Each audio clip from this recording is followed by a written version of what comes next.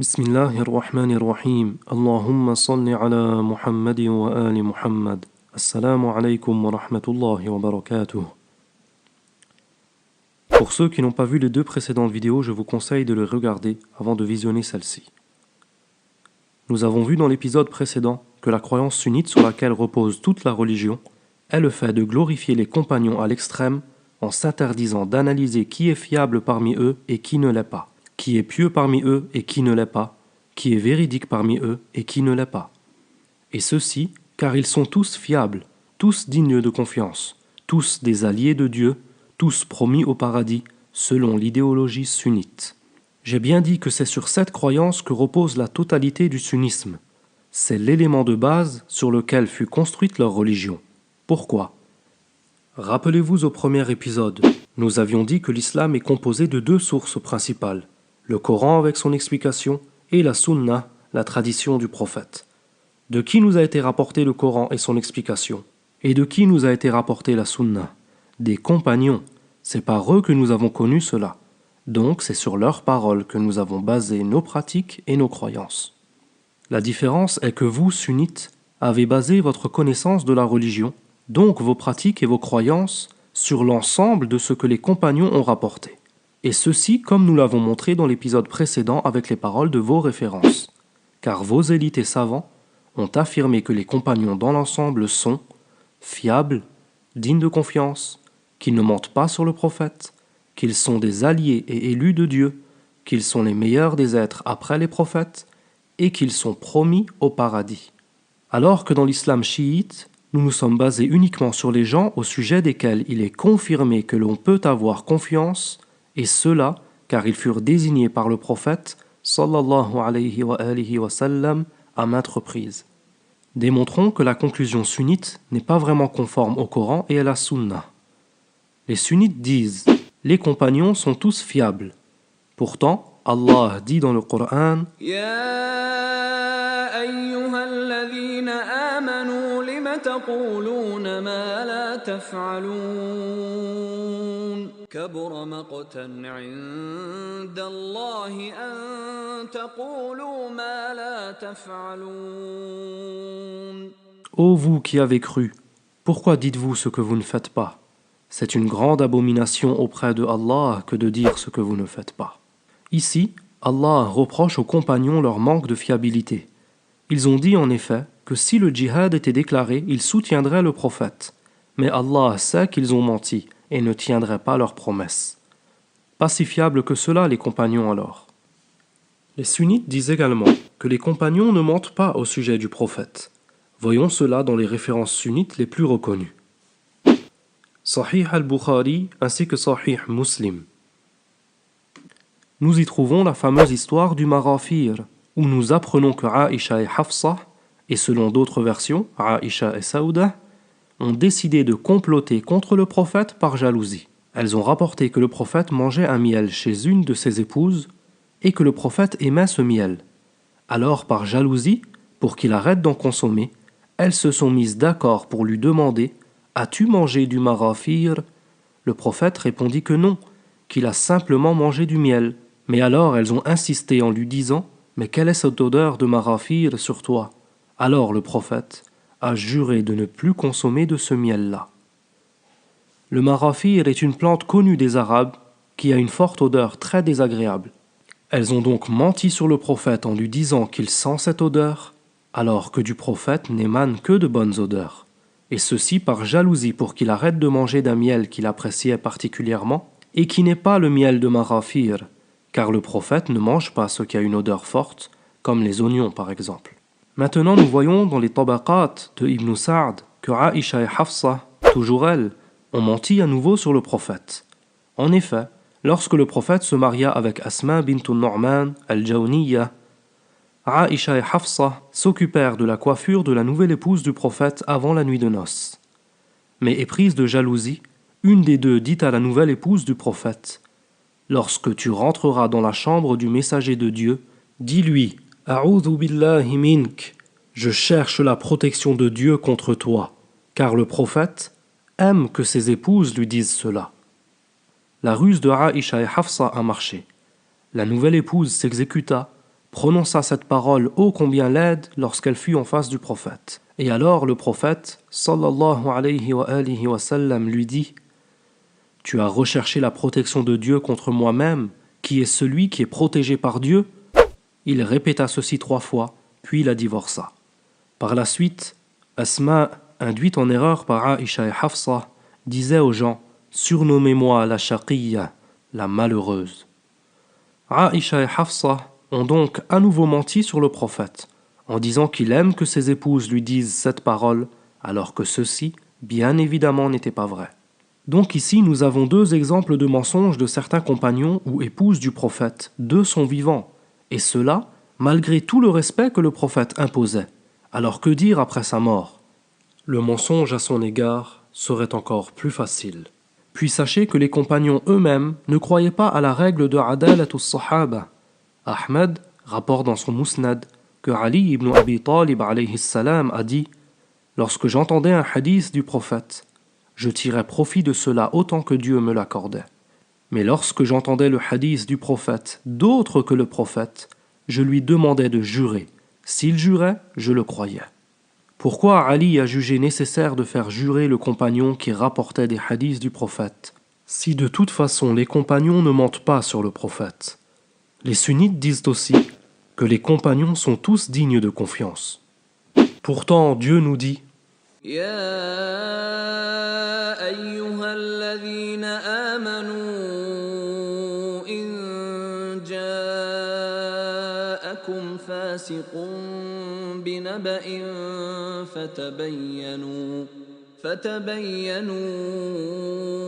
أن تصيبوا قوما بجهالة فتصبحوا على ما فعلتم نادمين.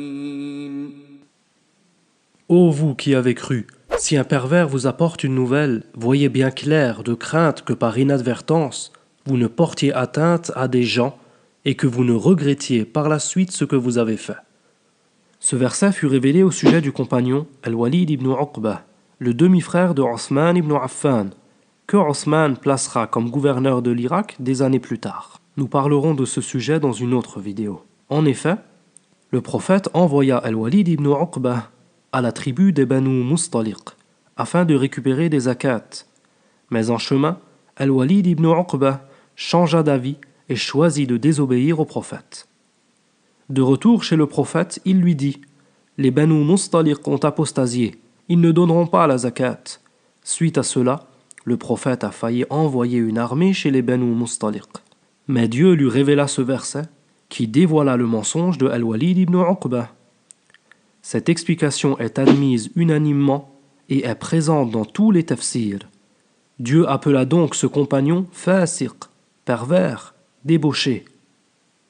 Allons-nous donc appeler ce compagnon qui a menti au prophète en apportant cette fausse nouvelle et qui a excommunié toute une tribu sans raison, fasiq? Ou bien allons-nous suivre les savants sunnites qui nous disent que lui aussi est digne de confiance?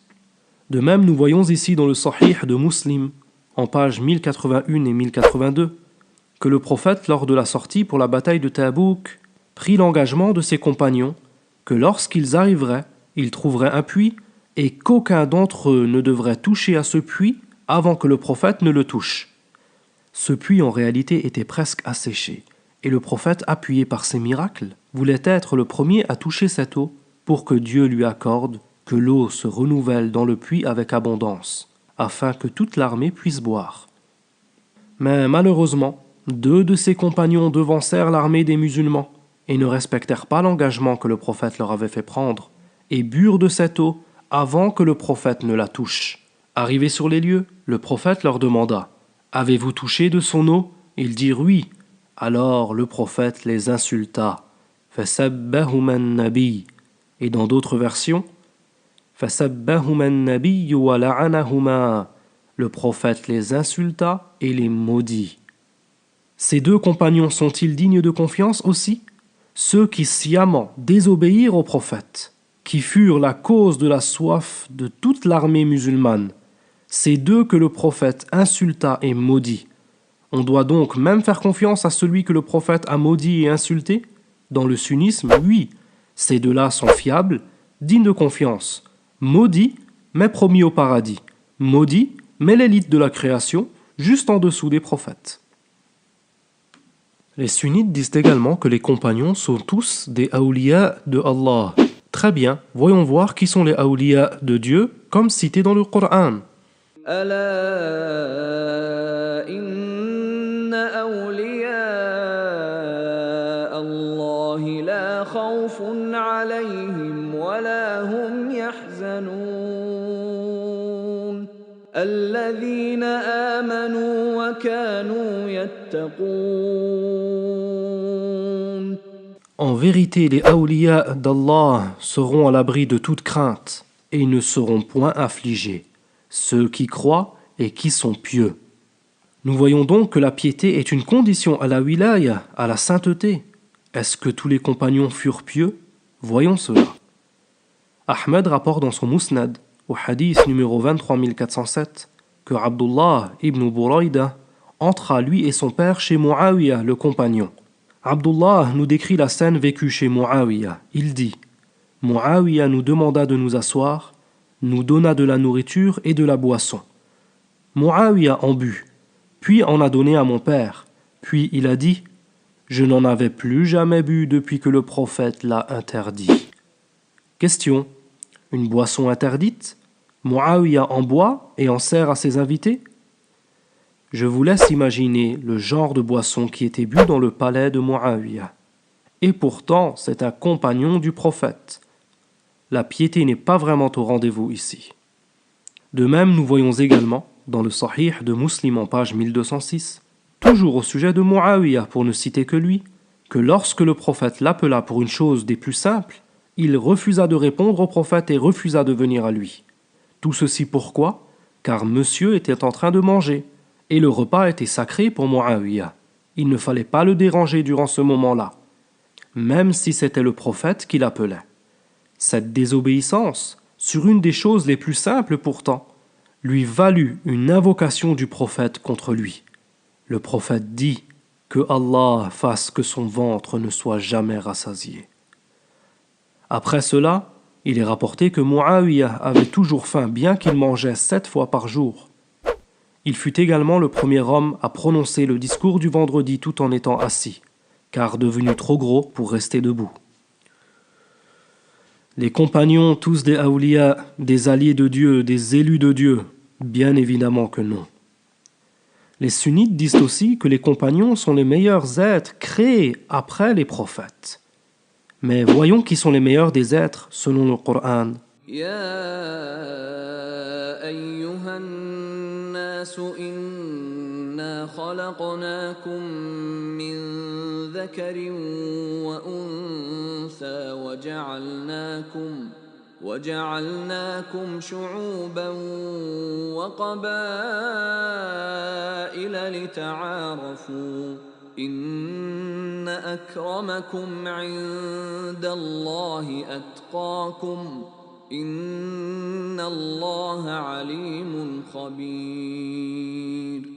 Ô homme, nous vous avons créé d'un mâle et d'une femelle, et nous avons fait de vous des nations et des tribus, pour que vous vous entreconnaissiez.